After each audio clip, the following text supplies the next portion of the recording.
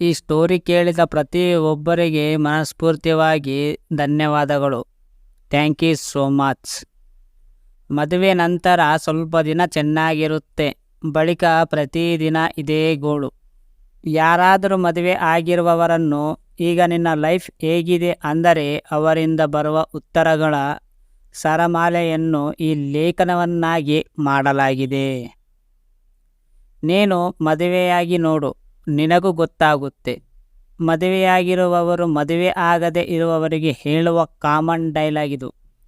ಎಲ್ಲೋ ಲಕ್ಷ್ಯದಲ್ಲಿ ಒಬ್ಬರು ಮಾತ್ರ ಮದುವೆಯಾದ ನಂತರದಲ್ಲಿ ಖುಷಿಯಾಗಿರಲು ಸಾಧ್ಯ ಎನ್ನುವಂತಿದೆ ಈಗಿನ ತಮ್ಮ ಸಮಾಜ.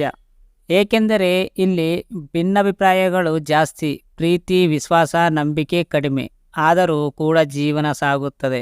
ಮದುವೆ ಆಗದೆ ಇರುವವರು ಮದುವೆ ಆಗಿರುವವರ ಜೀವನದಲ್ಲಿ ಏನೇನೆಲ್ಲ ಆಗುತ್ತಿದೆ ಎಂಬುದನ್ನು ತಿಳಿದುಕೊಳ್ಳುವ ಕುತೂಹಲ ಹೊಂದಿರುತ್ತಾರೆ.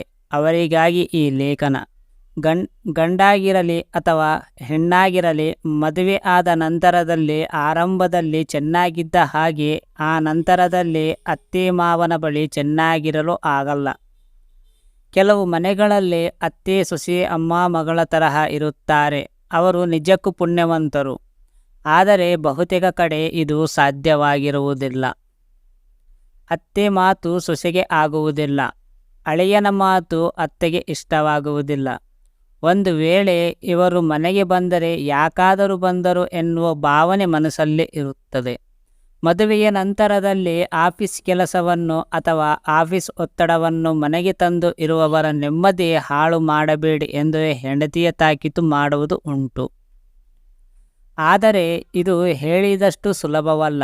ಆಫೀಸ್ನಲ್ಲಿ ಬೇಸಿತ್ತು ಮನೆಗೆ ಬಂದ ಗಂಡನಿಗೆ ಖುಷಿಯಾಗಿ ಮಾತನಾಡಿಸಿ ಆರೈಕೆ ಮಾಡಬೇಕಾದ ಹೆಂಡತಿ ಏನಾದರೂ ಬೇರೆ ಹೇಳಿದರೆ ಗಂಡನಿಗೆ ಮನಸ್ಸಿಗೆ ಸಾಕಷ್ಟು ನೋವಾಗುತ್ತದೆ ಮತ್ತು ವಿಪರೀತ ಹಿಂಸೆ ಎನಿಸುತ್ತದೆ. ಮನೆಯಲ್ಲಿ ಪುಟ್ಟ ಮಕ್ಕಳಿದ್ದಾರೆ, ಅವುಗಳ ಕಿರಿಕಿರಿ ಬೇರೆ ಮನಸ್ಸಿಗೆ ಕಸಿವಿಸಿ ಉಂಟು ಮಾಡುತ್ತದೆ.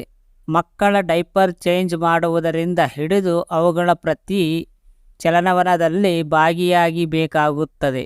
ಈ ವಿಷಯದಲ್ಲಿ ಕೂಡ ಗಂಡ ಹೆಂಡತಿಗೆ ಆಗಾಗ ಜಗಳ ಆಗುವುದು ಉಂಟು.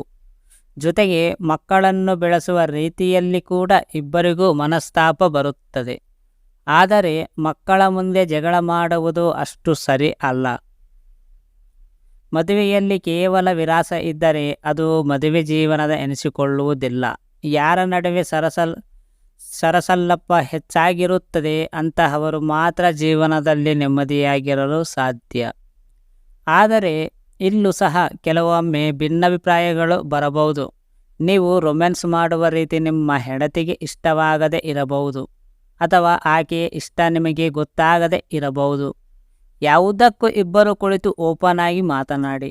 ಮನೆ ಕೆಲಸಗಳಿಗೆ ಸಂಬಂಧಪಟ್ಟಂತೆ ಇದಂತೂ ಪ್ರತಿ ಮನೆಯಲ್ಲಿರುತ್ತದೆ. ಎಲ್ಲ ಕೆಲಸವನ್ನು ಹೆಂಡತಿ ಮೇಲೆ ಹಾಕಿ ಗಂಡ ಸುಮ್ಮನೆ ಟಿವಿ ನೋಡುತ್ತಾ ಕುಳಿತಿದ್ದರೆ ಹೆಂಡತಿಯ ಪಿತ್ತ ನೆತ್ತಿಗಿರುತ್ತದೆ. ಜೊತೆಗೆ ಮನೆಯನ್ನು ಕ್ಲೀನ್ ಮಾಡುವ ಮತ್ತು ನೋಡಲು ಚೆನ್ನಾಗಿ ಕಾಣುವಂತೆ ಇಟ್ಟುಕೊಳ್ಳುವ ವಿಧಾನದಲ್ಲೂ ಭಿನ್ನಾಭಿಪ್ರಾಯಗಳು ಬರಬಹುದು. ಇಲ್ಲಿಯೂ ಸಹ ಜವಾಬ್ದಾರಿಗಳನ್ನು ಹಂಚಿಕೊಂಡು ಸಮತೋಲನವಾಗಿ ನಡೆದರೆ ಜೀವನ ಚೆನ್ನಾಗಿರುತ್ತದೆ. ರೂಢಿಸಿಕೊಂಡು ಬಂದ ಅಭ್ಯಾಸಗಳು. ಗಂಡನಿಗೆ ನಿದ್ರೆ ಹೆಚ್ಚು ಇಷ್ಟವಾದರೆ ಹೆಂಡತಿಗೆ ಶಾಪಿಂಗ್ ಇಷ್ಟ. ಈ ವಿಚಾರದಲ್ಲಿ ಒಬ್ಬರನ್ನು ಕಂಡರೆ ಇನ್ನೊಬ್ಬರಿಗೆ ಆಗುವುದಿಲ್ಲ.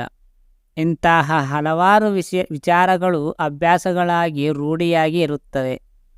ಆದರೆ ಇವುಗಳನ್ನು ಸಮತೋಲನದಲ್ಲಿ ಒಬ್ಬರನ್ನೊಬ್ಬರು ಒಪ್ಪಿಕೊಂಡು ಅರ್ಥ ಮಾಡಿಕೊಂಡು ಮುನ್ನಡೆಗೆ ಜೀವನವನ್ನು ಆನಂದವಾಗಿ ಕಳೆಯಬಹುದು. ಇದೇ ಜೀವನ. ಯಾರು ಅರ್ಥ ಮಾಡ್ಕೋತಾರೋ ಮದುವೆಯಾಗಿದ ನಂತರ ಅವರ ಲೈಫ್ ತುಂಬ ಚೆನ್ನಾಗಿ ಇರುತ್ತದೆ. ಯಾರು ಅಪಾರ್ಥವಾಗಿ ಆಲೋಚನೆ ಮಾಡುತ್ತಾರೋ ಅವರ ಲೈಫ್ ಯಾವಾಗಲೂ ಇದೇ ಥರ ಇರುತ್ತೆ. Think your positive life. Don't negative things, negative life. Thank you so much.